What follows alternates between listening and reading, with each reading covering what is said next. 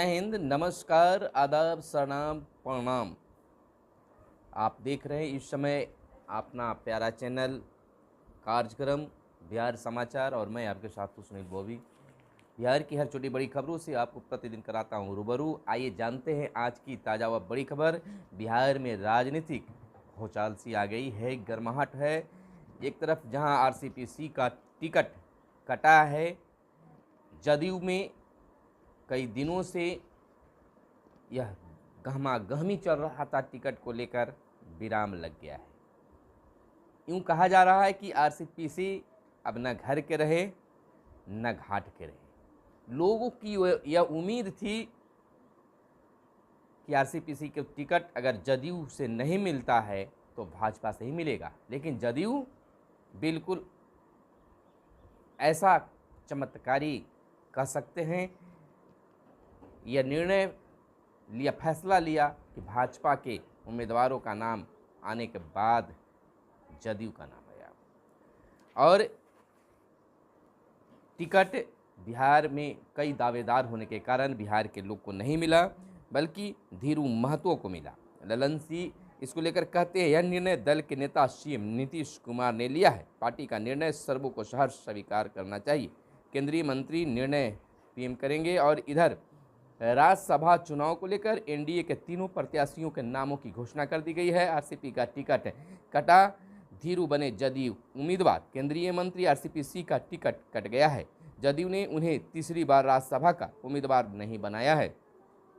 केंद्र सरकार में शामिल जदयू कोटे के इकलौते मंत्री आरसीपीसी के बदले पार्टी ने झारखंड के जदयू अध्यक्ष खीरू महतो को पार्टी का राज्यसभा उम्मीदवार बनाया है। वहीं भाजपा ने अपने कोटे के दोनों राज्यसभा उम्मीदवारों के नामों की घोषणा कर दी है। इस तरह बिहार में एनडीए के तीनों प्रत्याशियों के नामों का घोषणा हो चुका है। बहुत अटकलें लगाई जा रही थी और आपको बता दी, अटकलों पर विराम बीते सोमवार को लगा दिया गया है। सोमवार को जहां भाजपा ने अपने नाम उम्मीदवारों के नाम की घोषणा की, वहीं जदयू ने भी अपना उम्मीदवारों का नाम का घोषणा कर दिया। जैसा कहा जा रहा था कि जदयू बिखर जाएगा, टूट जाएगा, लेकिन जैसे ही जदयू की ओर से उम्मीदवार के नामों की घोषणा हुई और आरसीपीसी का टिकट कटा, वैसे ही सब कुछ अटकलों पर विराम लग गया। हालांकि आरसीपीसी को हल्के में नहीं लेना चाहिए, वह भी जदयू के लिए एक वरिष्ठ नेता के रूप में हैं और उनके भी अपने लोग हैं। अब देखना यह प्रक्रिया होगा कि जदयू में राजनीतिक भौचाल आती है या फिर सब कुछ समान होता है।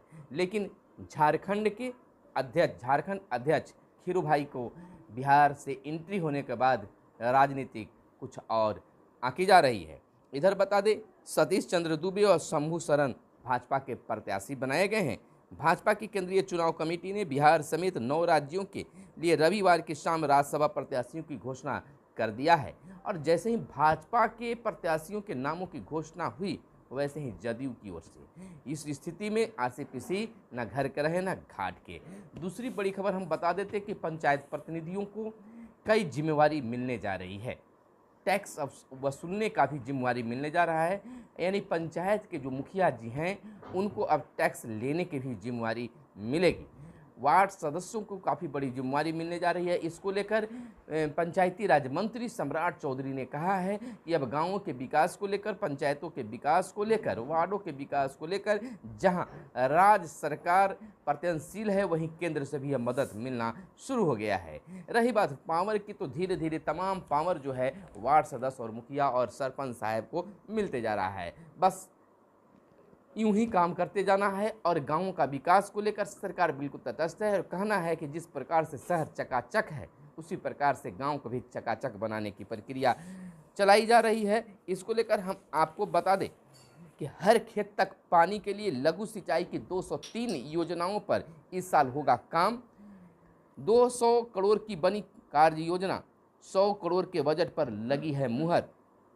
429 योजनाओं की स्वीकृति तकनीकी सलाहकार समिति को प्रदान की। और इधर हम बता दें कि हर खेत पानी के लिए लघु सिंचाई योजनाओं की रफ्तार पकड़नी शुरू अब हो गई है। इस साल 203 योजनाओं पर काम होगा। राज्य सरकार ने इसके लिए 200 करोड़ की योजनाएं बनाई है।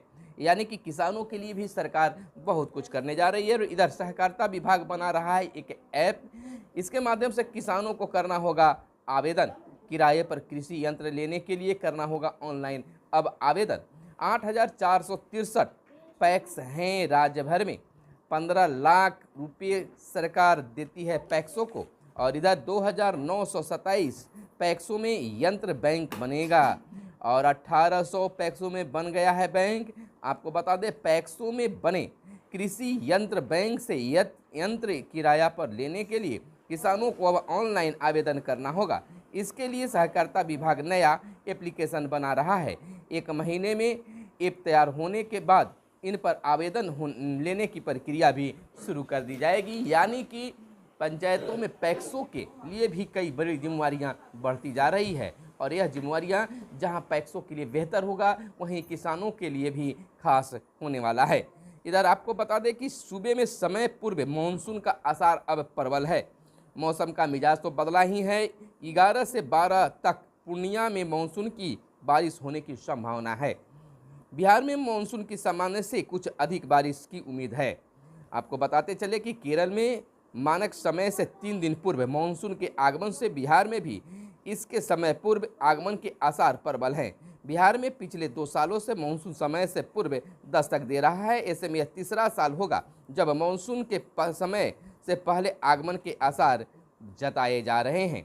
यानी कहने का तात्पर्य हुआ कि अगले 5 दिनों तक देश के कई हिस्सों में लू से राहत रहेगी। केरल में 3 दिन पहले मानसून ने दस्तक दी है।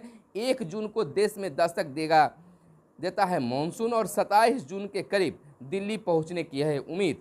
आपको बताते चले कि भीषण गर्मी के बीच रविवार को मानसून ने केरल में दस्तक दे दी है। दक्षिण और पश्चिम मानसून अपने तय समय 1 जून से 3 दिन पहले केरल पहुंच गया है। इसी के साथ देश में वर्षा ऋतु की शुरुआत भी हो गई है।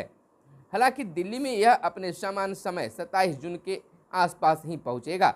अगले 5 दिनों तक दिल्ली समेत देश के कई हिस्सों में लू से राहत रहेगी। बिहार में प्री मानसून गतिविधियां बढ़ी। झमाझम बारिश से गिरा पारा। केरल तट पर मानसून के दस्तक के साथ ही बिहार में प्री मानसून गतिविधियां भी में बढ़ोतरी हो गई है। राज्य के अधिकतर भाग में काले और घने बादल छाए हैं और बारिश की स्थिति बनी है। पिछले 24 घंटे की बात करें तो उत्तर बिहार में 1-2 जगहों पर भारी बारिश हुई है। राज्य में कुल सुबह में कई जिलों में 30 से 40 किलोमीटर की रफ्तार से भी आंधी चली है। और इधर जातीय जनगणना की अगर बात कर ले तो जातीय जनगणना पर बैठक के लिए सभी दलों को न्योता। 1 जून की शाम सीएम की अध्यक्षता में होगी खास बैठक। आपको बताते चले संसदीय कार्य मंत्री ने दलीय नेताओं को भेजा है पत्र।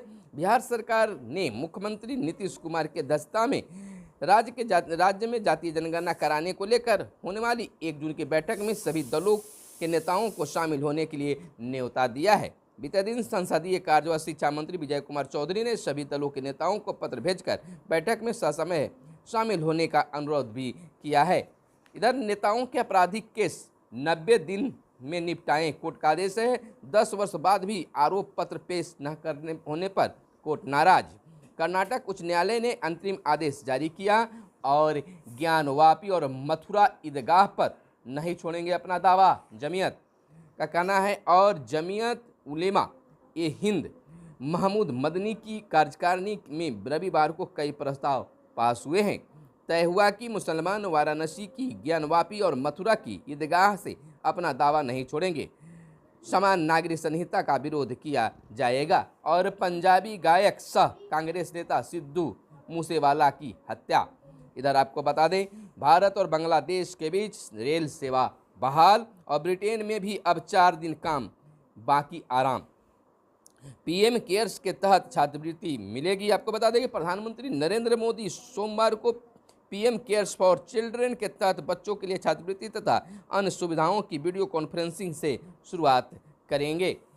यानी आपको बताते चले, इधर बात नेपाल में विमान दुर्घटनाग्रस्त और 4 भारतीय समेत 22 लोग थे इसमें सवार। और अलग अलग भाषाएं, बोलियां और खान पान भारत की शक्ति है, पीएम मोदी का मानना है, कहना है। मन की बात में उन्होंने यह बातें सामने कही है।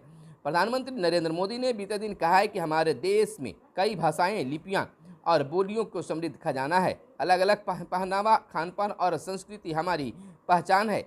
ये विविधता एक राष्ट्र के रूप में हमें अधिक सशक्त करती है, एकजुट रखती है, हमें शक्ति भी देती है। और कश्मीर में मैग्नेटिक बम लेकर घुसा ड्रोन मार गिराया। और नए संसद भवन की दीवारों पर होंगे सीता और द्रौपदी के चित्र। तो यह खास चीज़ होगा नए संसद भवन में। और आपको बता दें कि गूगल सर्च कर मुंगेर से खरीदी पिस्टल, कर्नाटक में मारी गोली। एसटीएफ ने कर्नाटक और मुंगेर पुलिस के सहयोग से 3 तस्करों को किया है गिरफ्तार। शिगांव में व्यवसायिक बसंत कुमार व पर मुंगेर से ले गए हथियार से हुआ था जानलेवा हमला। और इधर आपको बताते चले कि स्कूलों में अधिकतर विद्यार्थी कर रहे हैं क्षेत्रीय भाषा का इस्तेमाल। सरकारी स्कूलों में विद्यार्थी क्षेत्रीय भाषा के इस्तेमाल करने से अधिक सहज महसूस करते हैं। तभी तो 10वीं के 83% और 8वीं के 80% छात्र स्कूल में ही क्षेत्रीय भाषा में ही बातें करते हैं। ये बातें नेशनल अचीवमेंट सर्वे 2021 से निकलकर सामने आई है। सर्वे में 10वीं और 8वीं के अलावा 5वीं और तीसरी कक्षा के छात्रों को भी शामिल किया गया था।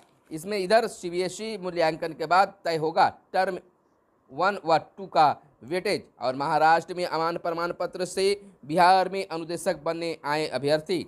शारीरिक शिक्षा अनुदेशक पद पर चयनित ऐसे अभ्यर्थियों की डिग्री जांच के दायरे में। अकेले बेगूसराय में महाराष्ट्र के अमरावती से प्रशिक्षण डिग्रीधारी 55 हैं चयनित। और 28 को नियुक्ति पत्र बांटने के दौरान कई जिलों में अमरावती की डिग्री पर रही चर्चा में। और 8,386 पद पर कितने नियुक्ति पत्र बटे, मंगलवार तक जिले में भेजेंगे ब्यौरा। और इधर बता दें केंद्र में मंत्री बनने की जल्दबाजी से पार्टी में कमजोर हो गए हैं आरसीपी। इस पर पहले हम चर्चा कर चुके हैं। जातीय जनगणना पर पार्टी स्टैंड से दूरी रखना भी महंगा पड़ा। मंत्रियों विधायकों की बैठक से ही तय होगा बेटिकट होना।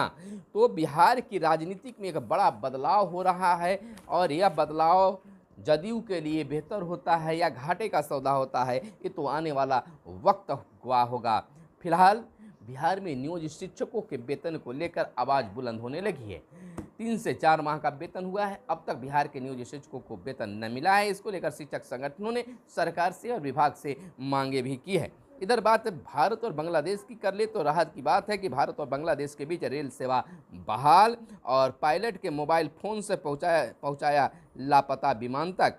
और गुजरात में पहली बार ड्रोन से डाक पहुंचाया। यूक्रेन के छोटे शहरों पर रूस का कब्जा। अमेरिका में गांजे का सेवन करता था आर्यन, एनसीबी का यह बयान है। और ब्रिटेन में भी अब सप्ताह में काम होंगे मात्र 4 दिन, बाकी दिन आराम। नया फील्ड चालू हुआ है, इसको लेकर फीडबैक भी लिया जा रहा है। तो तमाम खबरें आपको हमने बताने का काम किया। इसी तरह से आप हमारे साथ जुड़े रहिए और विभिन्न तरह की बिहार की खबरों से आप अपडेट रहिए। फिर मिलते हैं अगले वीडियो में, तब तक के लिए दीजिए इजाज़त। धन्यवाद। जय हिंद, जय भारत, वंदे मातरम।